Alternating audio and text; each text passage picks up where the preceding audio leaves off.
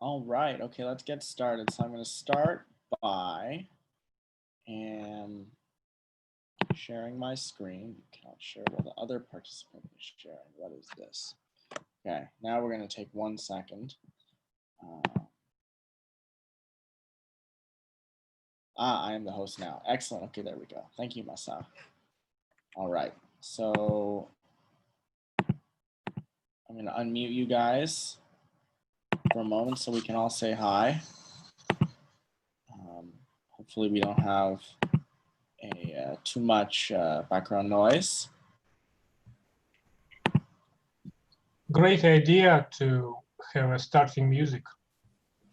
Thanks. I think that gets us in a thinking mood because we're going to be doing lots of thinking and creating. Let me share my screen as well. You can see my messy desktop. And yeah, so this is me. This is what I would call my home office.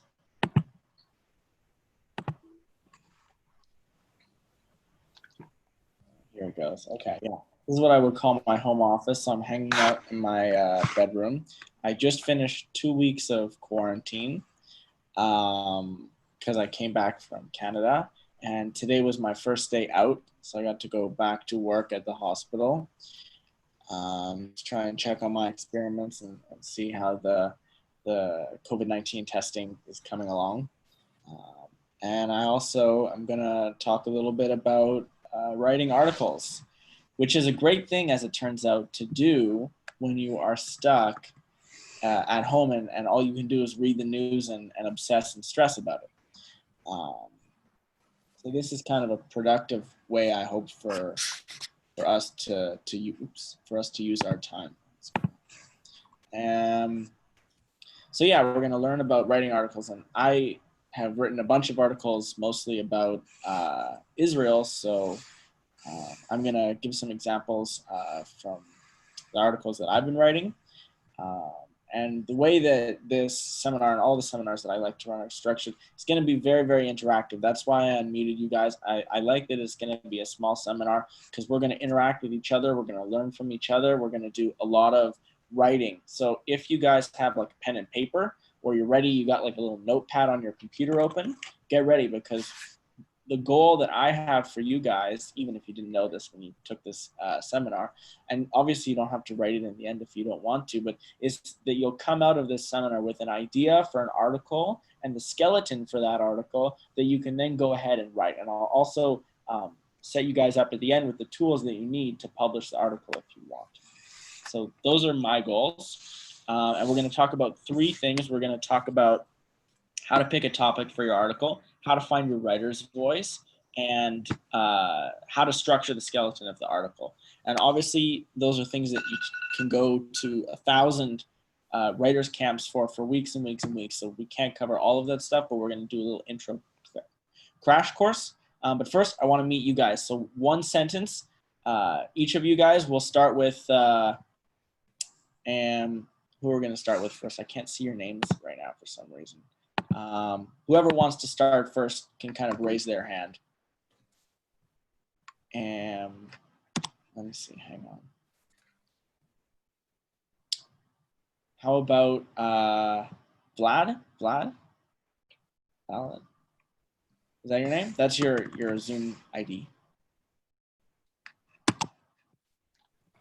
Well, I'm just was interesting about the topic, but I'm not actually a writer. But it was just interesting for me to take part in this conversation. Excellent. You absolutely don't have to be a writer. I don't consider myself a writer either. Mostly some days I'm a scientist, some days I'm a master's student. Writing is something that almost anybody can do, and there's no need to be afraid, and do whatever feels comfortable for you today. All right, who's next? And what's your name again? Vladimir. Vladimir, okay, Vladimir, all right, I'll remember that. And now we got somebody else. Again, I can't see your names right now because I'm in the presentation. So what about the person holding the pen? Yes, tell us your name and a little bit about yourself. Oh, you're muted, hang on.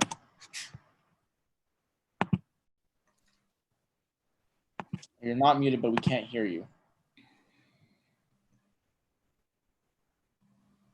You have to ask, is this your first time using Zoom? You have to ask Zoom. No, we still can't hear you, unfortunately. Okay, we'll get back to you. Try and figure out on your end why that's happening. In the meantime, we got one more person. Yeah. Hi, I'm Leila. I'm in Cologne right now. I'm social anthropologist, and I have no special expectations in the course. Just I was curious to know about how you're writing and yeah, how you're going to organize this seminar. Cool. Okay, we got our third person here, whose name is manage participants. Karina, I'm sorry that we can't hear you. I promise, Karina, you are unmuted. I can go out and come back. I don't know. No, now we can hear you. Now we can hear you.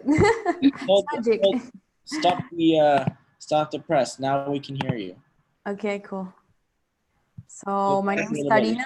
I'm a Masa alumni. I'm a journalist actually, but I'm a Spanish native speaker. So I want to know like the main points to write in English, which is my main interest right now. Ah, excellent. Okay, wow.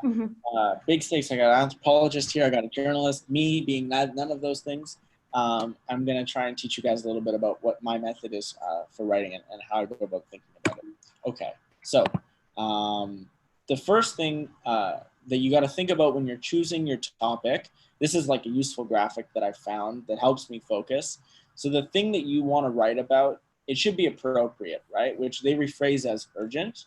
And it should also be unique, which means it should be something that if everybody else is writing about it, is there really a need? You gotta ask yourself, is there a need for your specific voice in that space? What is it about your perspective maybe on an issue that's already really relevant that you can bring?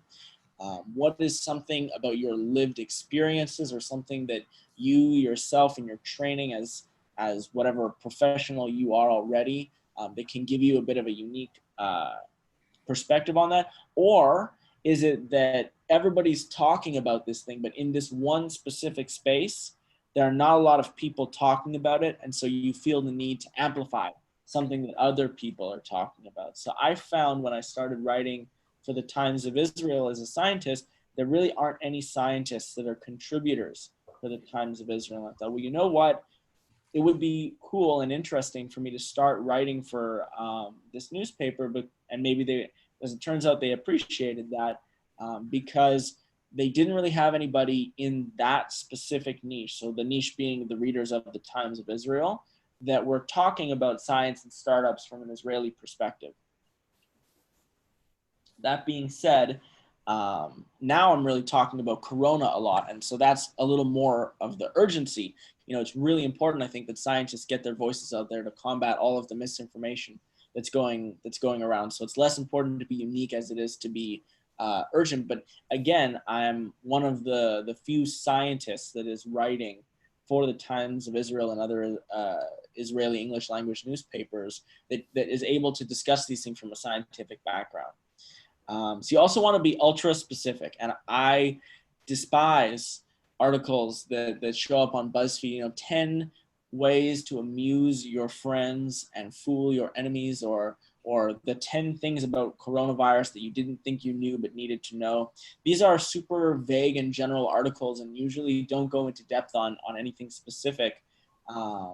You want, when you write a good article, to have a specific angle that you're going to follow through on. So if you're going to talk about Corona, you're not just going to write in general about Corona. Maybe you're going to write specifically about why people are concerned that the bending the curve now might cause problems later in the future, you know?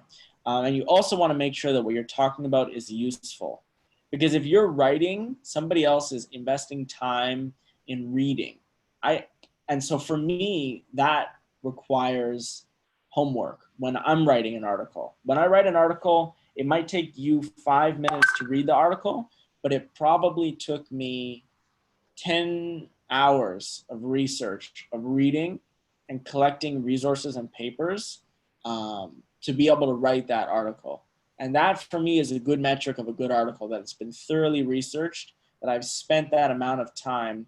And for some newspapers, you can't do citations.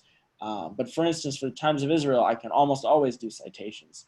So then I'm constantly inserting citations and links into my articles to try and make sure that if people want to follow up on the claims that I've made, that somebody else has made that claim already, and I can have it backed up. So just showing you a little sample of some of the articles that I've been writing. So I'll talk about this one actually, which didn't get a lot of attention, but I liked it. I was talking about something extremely urgent, which is coronavirus, COVID-19. And I came at it from a really, I think, unique and specific angle. I wanted to make a specific point, which was that people are struggling to understand the magnitude of this crisis sometimes, because we're experiencing a bit of creeping normality, which is a psychological phenomenon whereby you slowly feel like things are ramping up, but it's hard to really feel that a switch has been flipped and now everybody really needs to take this seriously. And this is something that is normally attributed to inaction on climate change, but I made the point that it's really also happening here as well. And I used a couple of analogies and stories to talk about that in that specific article. So it was ultra specific in that it was very focused, really talking about why are we doing a bad job of reacting properly to social distancing and following the protocols. And if we go back to the little list of 4 U's, so it was relatively unique, although it wasn't unique in that it was talking about COVID-19, but I came at it from a really specific angle. And I feel like it was useful in that even though a lot of people are writing about this now, especially right now when it comes to coronavirus, really need that saturation so that people are constantly being reminded this is something you can't really forget about. Don't go out for your morning walk. Cancel the trips that you're planning right now, because you really need to stay inside. And that's obviously my opinion. Everybody's got different opinions on this. And so now, this is the first interactive component. So it's your guys' turn. And I don't want you guys to think of like the perfect article that you're going to go home after this seminar and just write in 3 seconds and it's going to be a masterpiece. But I just want you to start thinking, and I'm going to put some nice music on for a few minutes. What is something that really inspires you, that gets you thinking, that you want to talk about?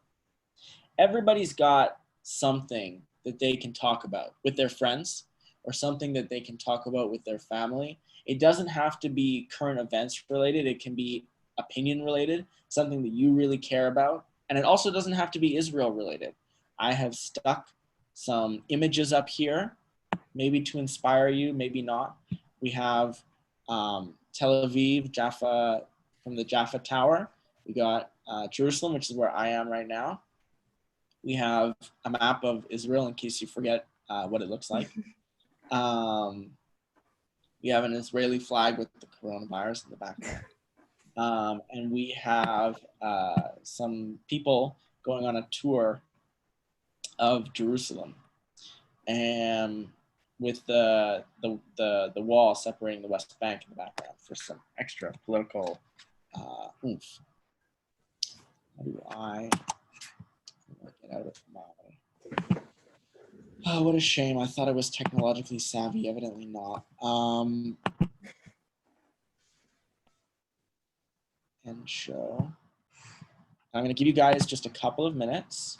I'm going to give you guys like 3 or 4 minutes, and I want you to take this time. We're going to put on some more music. And I just want you guys to think about something that interests you.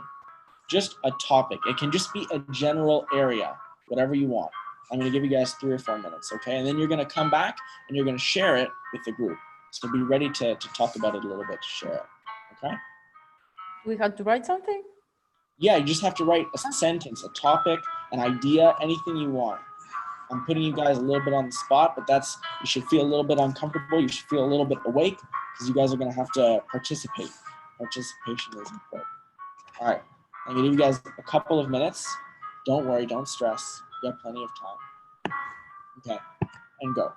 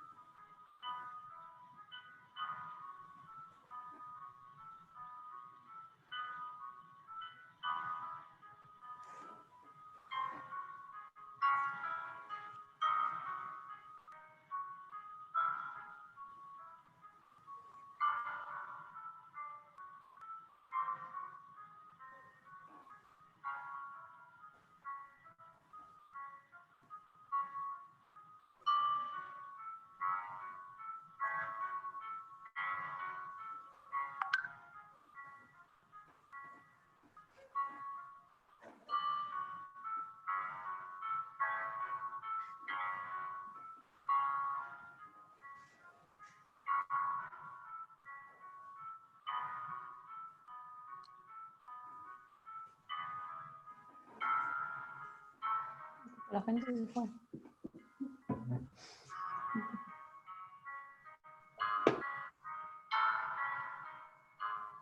All right, let's get a little like show of hands in the chat if you want to tell me whether you guys are ready or if you need a couple more minutes.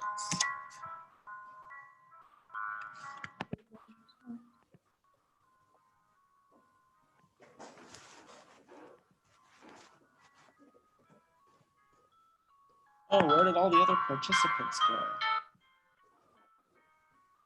Maybe they dropped out. Sad. Well, for now, it's just you and me, Karina. Okay. That's okay. That's fine too. They were spectating. They didn't want to. In a larger group, it wouldn't matter. But this is okay too. All right. However you prefer. Hmm? However you prefer. Yeah, no, I prefer like this. This is fine too. Okay. I've given small workshops and big workshops, and I like both settings. Okay. Okay. All right. So, tell me a little about your topic. Okay, my topic is the electronic music dance. Mm-hmm. I think I read something. I don't know if it's okay. Because outside I'm a Spanish native speaker, so my English is not perfect, and I want to get better in that field. Mm-hmm. So I write dance, DJs, and lights are the main components of a great night out with friends, and it's way more better if it's EDM involved. From super well-known DJs in big festivals to small parties in Culialma patio, EDM is a big electronic music genre that attracts millions of people in the world. Like, to start. Cool. That is a good start. That is something that you can wrap your teeth around and refine and come up with something specific. That is really good. Okay. So the next thing that we should work on is finding your writer's voice. Mm-hmm. And we can be more informal now. Oops, that's my timer for this. So we can be more informal too, right? Because it's just the two of us now. And I should mention, maybe I should have mentioned this at the beginning, but I'm not sure that the other people want to write articles. So I'm really committed when I host seminars to making sure that the people in the seminar succeed. So whether or not you come up with an article today, like I'm very happy to sit with you at a later time as well, and help edit your article once it's like a little further along as like incentive to write it if that's something that you want. Okay, so let's go back to the slideshow. We're going to talk about writer's voice, which is something that I love very much. Okay, so before I start, what is a writer's voice? Can you give me an idea, something that you comes to your mind when you talk about what a writer's voice is? It's like if you're talking like more formal or more informal. Mhm. Like, Yeah, so those are different types of voices for sure. Your writer's voice, it should be different. If you're a good writer, it should be really recognizable and different for every single person who is writing. Every person who is writing, they might speak and communicate in one way, but the way that they come across when they write, their tone, the words and verbs and action words and descriptive words that they use are really specific, and also their sentence structure. How they put sentences and ideas together is usually really specific to a person, and it has to do not just with their entire lived experiences, but the way that they see the world, the way that they view humor, the way that they view transmission of information. So everybody's got a different writer's voice. We're going to talk about how to have a good writer's voice when you're writing articles online. So I find that a lot of articles these days use conversational copy, and I like conversational copy too. So I'll give you an example. This is non-conversational copy. So this is kind of formal writing. Made up companies drag and drop website builder utilizes an integrated e-commerce platform and responsive themes, allowing users to create an optimal viewing experience without any technical knowledge, which is super boring. And yeah, nobody it's like a press release. Yeah, nobody wants, like a lawyer's I know. super boring. When you use conversational copy, I won't read the other bit too. But you can see it here, and I also have all of these resources, and I'm going to send some of them to you guys. You can send me your email, and I'll send you these resources when we finish the seminar, so you can have them. So I won't go over that stuff in too much detail now. And but when you're using conversational copy, you want to think about the way that you speak normally. And if it's your native tongue, you want to think about how you're speaking in Spanish, right? How you're speaking when you're discussing an idea with your friends, and that's the way that you want to try and write, because it'll end up being the most natural and the most engaging. Less like an essay and more like a conversation. I'm going to read you an example because I like examples. And I feel like in English the articles are so conversational. That's why I'm trying to find my voice, you know? Yeah, which makes sense. That's challenging, doubly challenging, because it's not your native language. Yeah, I mean, like in every language, it's super different the way you write. That's what I mean. This is true. I have to think about how I write when I write in French. Oh, you write in French too? Yeah, I'm Canadian, so I can read French. I do think that there's a difference when people are writing and I'm reading articles in French. They're a little bit more straightforward. I find that when people are writing in English, they're trying to use a lot of associations. Maybe this is true also in other writing styles and cultures and languages as well. But one of the things that differentiates English like right now from other languages is there's so much pop culture and there's so much metonymy associated with the English language that when you say one thing, it can refer or call back to or be associated with 100 other things all at the same time. And that makes it more approachable for a reader because they might not catch everything that you're hinting at and implying, but they might catch, but 1 out of 100 might catch one of the things that you imply. And then that person goes, oh, that's funny. I like that. Right? You know what metonymy is? Can you remind me? It's okay. Metonymy is this funny concept. It's like, you know, metaphor and simile. Oh, yeah. Okay, so metaphor and simile are comparisons, right? Okay. So metonymy and synonymy are 2 other concepts that have to do with how you make a reference to something else. So the kind of classic literary example is a written one where someone says like, I saw 6 white sails on the harbor, right? But did I he have really? no idea what it means yet. No. So did this? So you see this in books all the time. Someone writes the sentence like, the man saw 6 sails on the harbor, like sails of boats, right? Yes. But he didn't see 6 sails. He saw 6 boats which had sails. So when you use metonymy, which people use all the time, every day, and they don't even know it, you're making reference to something else with a smaller number of words. Okay. Cool. Anytime somebody makes reference to something in pop culture, they're always using metonymy, right? If I want to talk, for instance, about like, just give it like an easy example. Let's go to Netflix, and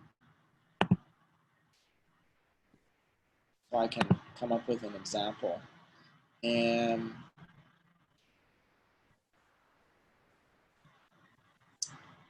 so when you're talking, for instance, I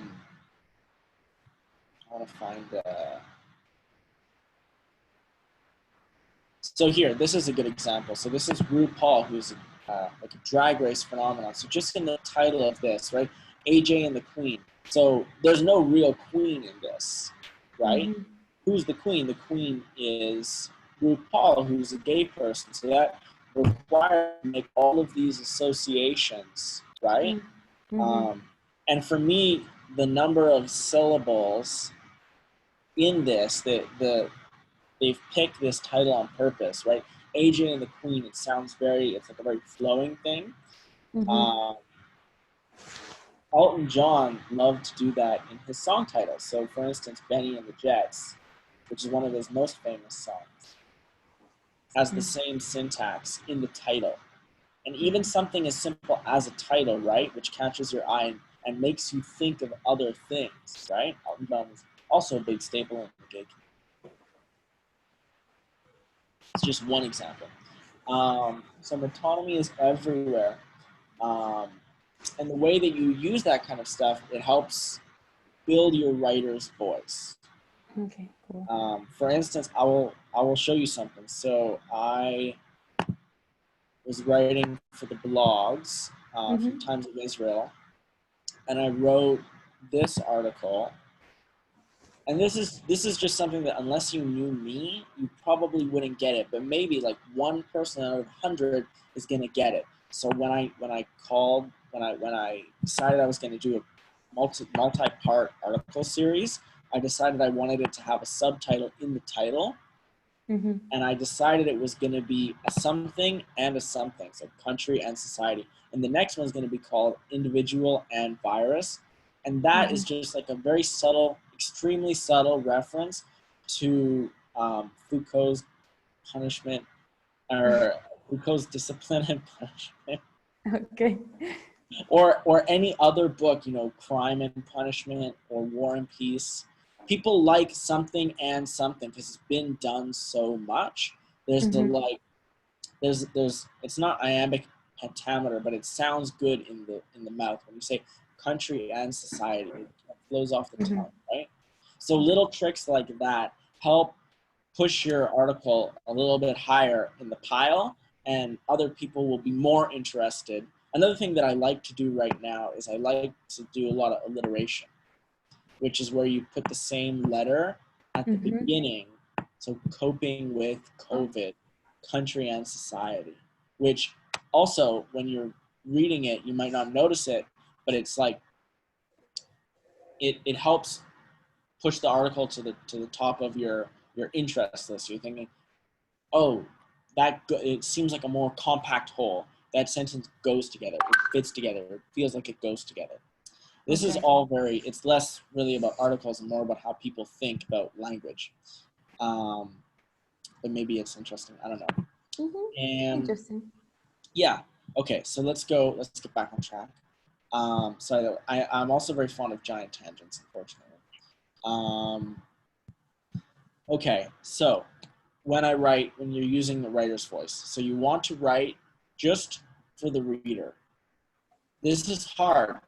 Most of the time when we write for ourselves. Especially when you're writing your own book or you're writing in your journal, you're writing for yourself. You want to write for the reader, and that means you really have to get into the head of the person that you're going to be writing this for. And so that goes back to the 4 U's. This thing has to be useful. For it to be useful, you really have to identify your target market. You have to identify the person that's going to be reading this article and understanding it. So when I write scientific articles, I'm super careful not to use too many complicated scientific words. Now that I'm writing more about coronavirus, I've loosened that restriction a little bit because I can't explain everything. But when I'm writing general scientific articles about, a new invention or a new concept, I will try and explain every single term as long as I'm able to, because it's so important not to leave the reader behind. And in my target audience, I'm writing for non-scientists. I'm writing for people who do not have the scientific training that I've got. And actually one way to that's also called avoiding jargon. So one way that you can do that to practice is not to write something in your field. And so it sounds like you're halfway there, right? Because you're going to talk about something that's more to do with EDM, which I think it's not something that you're an expert at, which is really good because that's a good start. So that kind of goes into, don't use overly complex language. The other things that you want to do, you want to make sure that when you're writing, you ask questions. And this also ties into your writer's voice. Are you somebody who in a conversation asks a lot of questions? Do you do more listening? Do you do more talking? Are you more declarative? Are you going to make statements? In general, statements don't go over so well in articles, but asking your reader questions engages the reader. And it helps them think, oh, this is something that I might be wondering about, right? Yes. So for instance, when I've been writing these coronavirus articles, and I don't want them to sound like an FAQ, which is like a frequently asked questions list. I want them to be more narrative and flowy, but I like to start each paragraph with a question. So for instance, I start this paragraph by saying, if the seasonal flu goes around every year, why is COVID-19 any different? And I bolded it too, because I'm actually able to do that for the Times of Israel. I can ask them to bold specific sentences. And that really primes the reader visually and mentally, because now they want to hear an answer to that question. Even if that wasn't the question that they had coming into this article, now that's the question that they know this paragraph's can answer, right? And I do that with every single paragraph, or almost every paragraph. What can we learn from the hardest hit countries? Now they know they're going to get an answer to that. So that helps. It also helps to keep the paragraphs really small. And it helps because if you keep the paragraphs small, then readers don't get exhausted. And it's also nice, I guess they put in here that you should use contractions, but in general, you should use the words that you normally write with. Don't try and see writers putting in all these expensive, fancy verbs and words. You can write with a limited vocabulary. It's super unimportant to have to write, hey, Layla, you're back. We missed you. Hang on, let me unmute you. We missed you. Where'd you go? I hope that nobody got knocked off. That would make me feel really terrible. Sometimes your Wi-Fi dies and then it's the end. Okay. Layla will rejoin when she's ready. And yeah, so when we think about finding our writer's voice, the first thing that we're going to do an exercise. So we are going to think about books that we like the writer's voice of the most. So for me, the books that I think of right now when I think of authors whose writing style I want to emulate, like their tone, I think of Dan Ariely, and I think of who is an Israeli writer. He's a really, really good writer. All of his books are available on Amazon. You can read them online if you want. This one, Predictably Irrational. He's a behavioral economist, so he writes about decision making, why people make the decisions that they make. Obviously, you've all know Harari. And then Margaret Atwood, who is one of my favorite all-time writing favorites. I love Margaret Atwood. And I love her so much. I'm actually going to read you guys a small excerpt from one of Margaret Atwood's books. She's also Canadian. I'm Canadian, so I have this Canadian pride for her. She's like our only good writer in Canada, unfortunately. But I like to think that the way that I write, or the way that I like to write, is somewhere in between these three people. So I'm going to give you an example, which I think really illustrates. By the way, have you heard of Margaret Atwood? Have you guys heard of Margaret Atwood? Yeah, she made the, I don't know how to say in English, the show, The Handmaid's Tale. The Handmaid's Tale. Tale. So this is another book that she wrote that I actually like more than The Handmaid's Tale. Everybody loves The Handmaid's Tale, though. Yeah, I'm starting the book because I couldn't find the show. So the show is, the book is really good. I don't know, my mother loves it, so I started the book, and then we'll see if I can read something else. Nice. Had time. Okay, so this is a different book called Oryx and Crake, but it's a similar concept. So it's in the future. There's been this kind of bad apocalypse thing that's happened, and there's this race of almost alien human-like beings that the main character, whose name is Snowman, is explaining human life to after the apocalypse. So there's no more toast. It's about toast. It's going to be a very random paragraph, but it's about toast. And the main character is trying to explain what toast is. And it illustrates a couple of really interesting points. So I'm going to read it to you. Okay. What is toast, says Snowman to himself once they've run off. Toast is when you take a piece of bread. What is bread?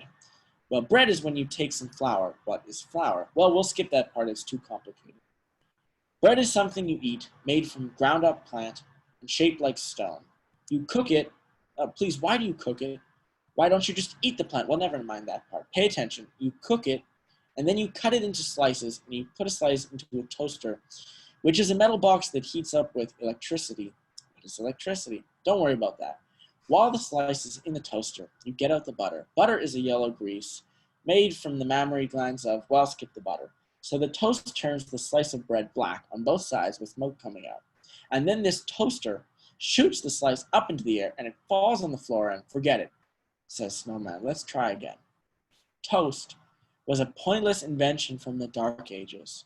Toast was an implement of torture that caused all those subjected to it to regurgitate in verbal form the sins and crimes of their past lives. Toast was a ritual item devoured by fetishists in the belief it would enhance their kinetic and sexual powers. Toast cannot be explained by any rational means. Toast is me. I am toast. And so, I mean, this is a funny paragraph on a lot of levels. First of all, I like it because it illustrates the pitfalls that writers get into when they're trying to write scientific articles or just any kind of article about a specific or ultra-specific thing, which I said at the beginning you have to do. And yet, if you try and do that to somebody who doesn't know anything about that field, you are going to run into this exact problem where you can't explain all the things you need to explain in one article, right? That's the first thing. And there are really people like this. Scientists have a terrible time trying to communicate science to non-scientists because there is so much training that goes into being a scientist that other people haven't got. It's really hard for scientists to wind the clock back to when they didn't have that training and think about what it's like, how you're going to communicate these complicated concepts. So there's that. Also, I am toast is like an English colloquialism. So it's a saying that means like I'm screwed. But he begins this by talking about Yeah. what is actual toast. But in the end, he realizes he's just screwed. The whole thing is screwed up, and there's no way he's going to be explaining what toast is like. And this is Margaret Atwood's humor, I think, perfectly. She got this extremely dry wit and humor, and so I try and write like that. I'll never be as good as Margaret Atwood. You never know. No, yeah, she's got a head start on me, I think. But the point I want to get across there is when I read, I can pick out some of the tricks that Margaret Atwood is using, and they're the same tricks that are keeping us engaged as readers. So she asks all these questions: what is bread? What is flour? Why do you cook it? That keeps the reader engaged in this paragraph, which is really a very strange and declarative paragraph, right? There aren't any really complicated words in this section. The biggest word might be electricity and mammary glands. But she's still writing. She knows the audience that she's writing for is somebody who's not a scientist, even though this is a very science-heavy book, actually, in the end. It's very Brave New World. It's got a lot of weird science in it. But she's writing it to make sure that you're going to understand it. So she's using all the same kind of tricks. Okay, so now it's your guys' turn again. Play from current slide. Okay, so I want you to think of one or two books that really speak to you in terms of the author's writing voice, something that you would like to be able to write like. Yeah? Hard, putting you on the spot. But this will help you find where your writer's voice lies, because everybody's is different.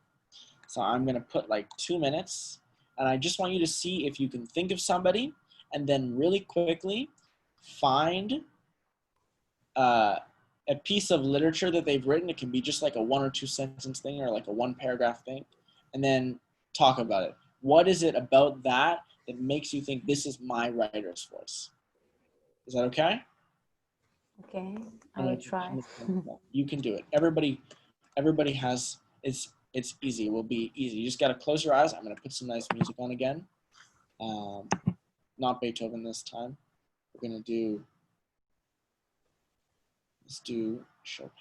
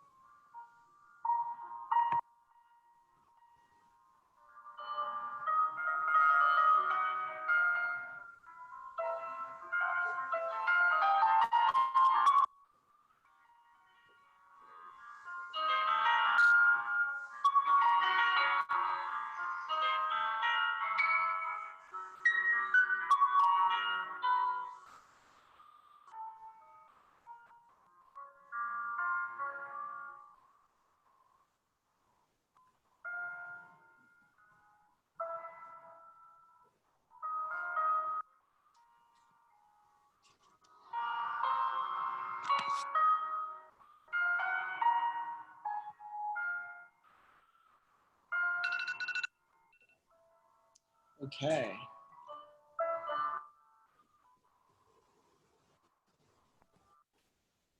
Maureen, are you ready?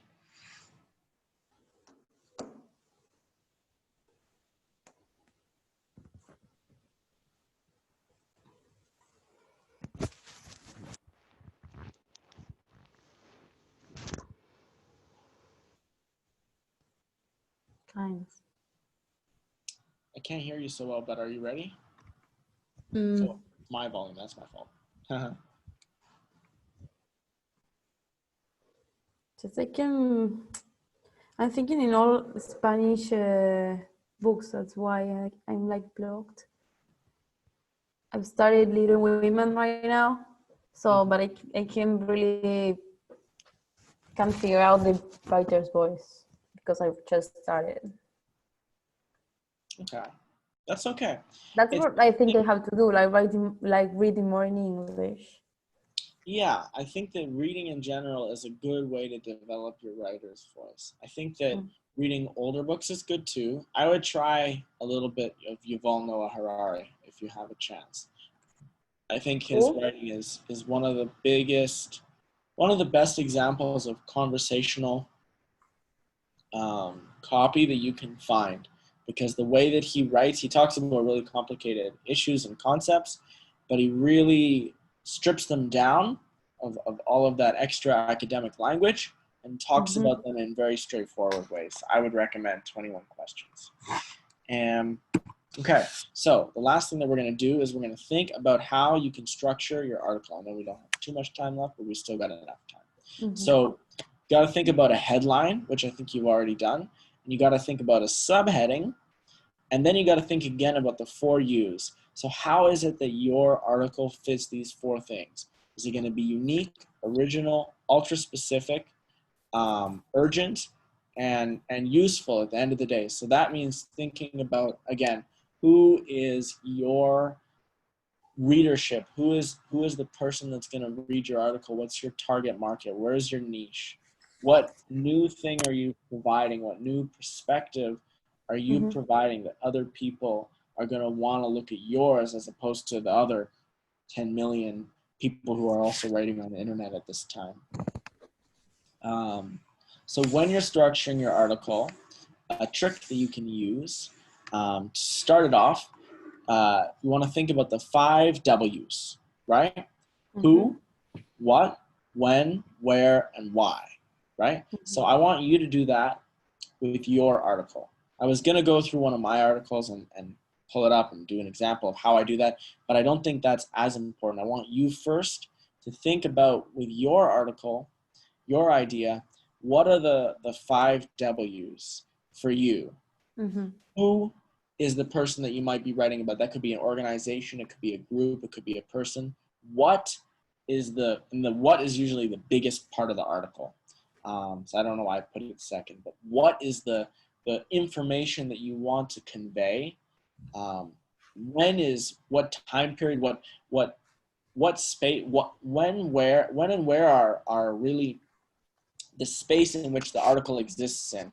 Is this a current event? Is this something that talking about a song or an EDM festival that happened in the past? Where was it? So that helps the reader place it in the space and time chronology that they've got in their brain for every other thing they've ever read. And then why, again, is just, you need to think carefully about what is it that you want to communicate. What is the point of the article? You know, there's no point in writing an article just to talk about something. There needs to be a reason. What are you trying to communicate? It ties really back into the information that you're going to provide. And then how, if you happen to be an expert in the field, how are you going to communicate some of the specific information? What specific knowledge you're going to teach, and how are you going to make sure that you don't lose your reader while you're doing that? Because they're not going to be an expert like you are. Okay. So I want to give you, I'll ask you, Karina, would you rather that I go through one of my articles really fast first to show you how I do that? Or would you rather that you take a couple minutes and then I will listen to your... You can go. I'm just finishing them because I know how it is. I write in Spanish for this, but I feel like when I started the part, I was just starting and didn't even get the point when I read you the thing. Oh, okay. So let me, like what I read to you before, like it's just the topic. And now I'm trying to connect because I was thinking about, okay, we're talking about the main thing now, that is coronavirus, obviously. And I'm thinking like about Purim and a lot of parties I was about to go this year, and they are all suspended or we don't know if they're canceled. And most of them were about EDM, which is a genre I really like.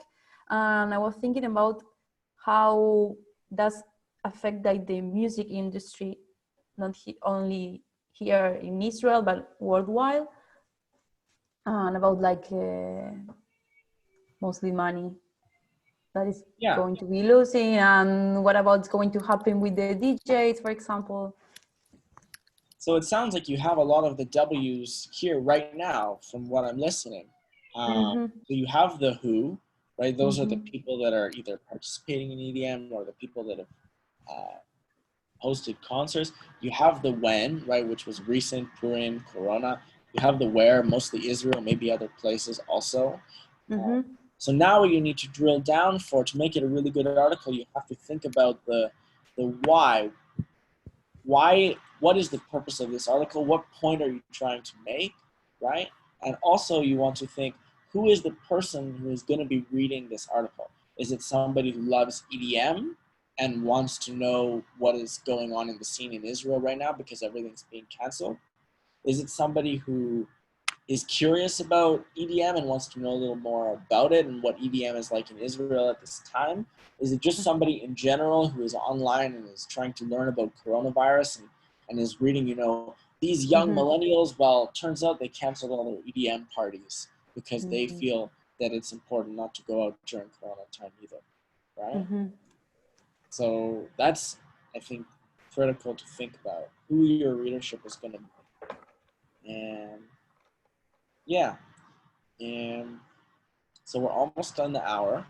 I don't want to take up too much time because I know you guys have lots of exciting evening plans, places to go, things to get to, other Zoom meetings to attend. And yeah, this was really fun. I was just thinking about the curious people are entering every day to see what's going on with coronavirus, and it says that, okay, I didn't think about it. Maybe it's something like a way different or like a different angle, and to get away a little bit about death and cases and whatever, like just don't stress so much with the situation. Yeah, and that goes back to the 4 U's, right? You want to make sure that your thing is super specific, urgent, useful, and unique. You have to come at it from a unique angle. You have to, all of those things, and if you do that, then you're going to have a really exciting article. Okay. So I want you to send me your email if you'd like. And then once you write this article, I'm happy to hop back on and have a chat with you and try and edit it with you. The other thing, no worries, send that to me if you guys want.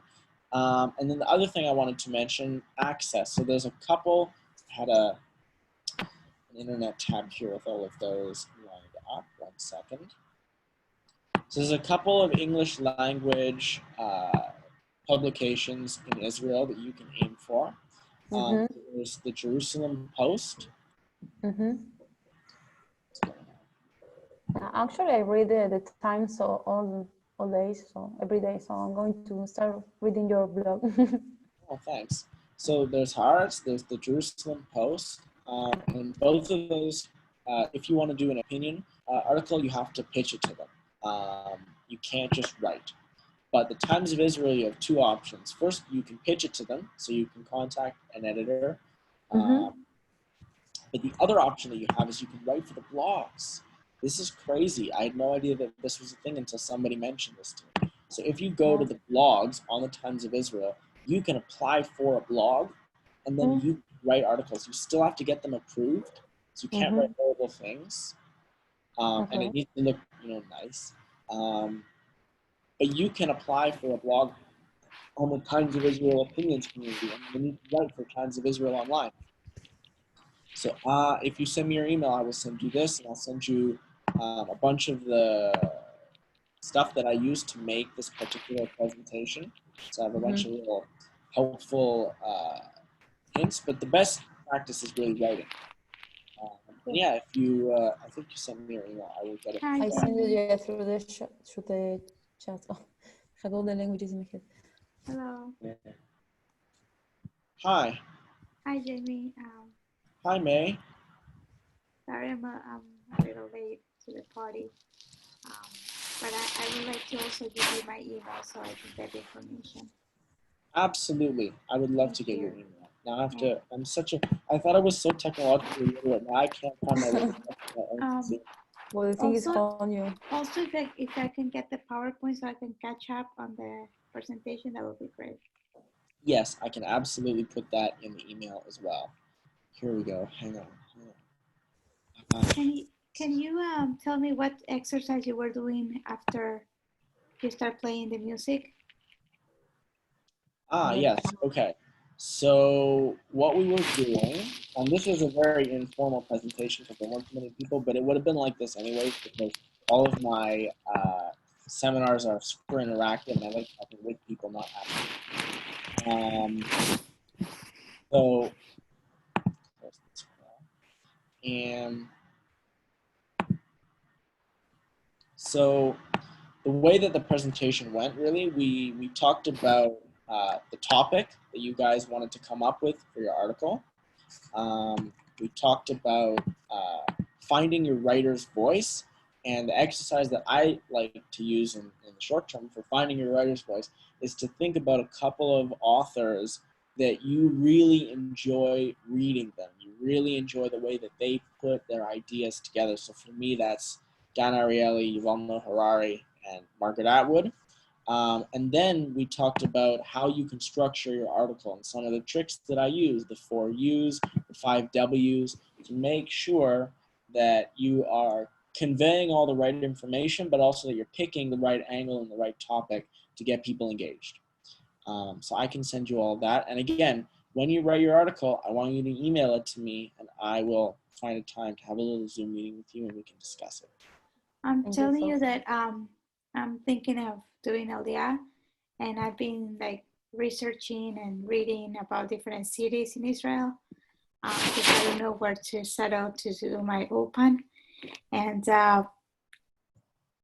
what I've noticed is that there is a lot of opportunity in writing articles online for Israel because I haven't found much, and the ones I found are I don't find enough information. Like one of the cities I'm looking into moving after Masa is Beersheba, and it's not Tel Aviv, it's not Jerusalem, so you don't find a lot of information from Beersheba to things to do and like for young adults that want to move there. So it's just a comment that if you are thinking about doing this, even for like a professional standpoint, is something that is not being done, and it can be successful because with blogging and the internet, and now with travel blogging and all of this, it gets very saturated, and especially with travel blogging because I used to work in PR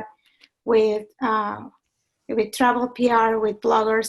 There is certain areas that are mostly very covered, like Paris, like the common cities.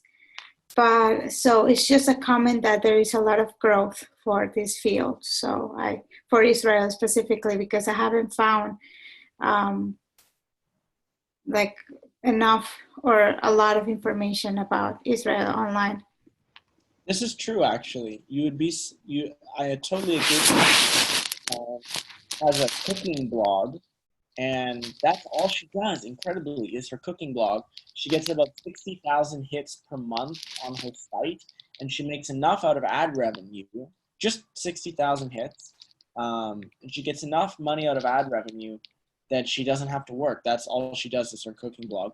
And now she's going to add a travel blog to it. She's going to do traveling around Europe and around Israel, and she's going to talk about her experiences. You're absolutely right. If you find that, and that's, again, like the 4 U's, you want to find something that is unique and super specific that will be useful to other people. Because if it's useful, then they're going to come. And so that means that the most important thing for you to do if you really want to monetize it is to think about your target audience, to think about your readership, and do a lot of testing, user testing, see which people would be most interested in reading a blog like that. But I totally agree. What cooking blog you were talking about? I will post it on the chat. Taste of Kosher, Ah, friend Elizabeth. Taste of Potion. Never heard of The it. recipe's Cool. also really good too. Now, subtle pitch. Her recipes are really tasty. I've made her cinnamon buns. They're really, really tasty. Yeah. Amazing. Thank And you for sharing. no problem. All right, before I get back to the chat, let's see. There we go. And, yeah, I'll put that really quickly in the channel. I'm going to save your guys' emails right now. Many notes over here.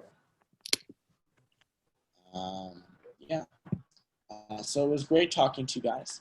You guys have any other questions?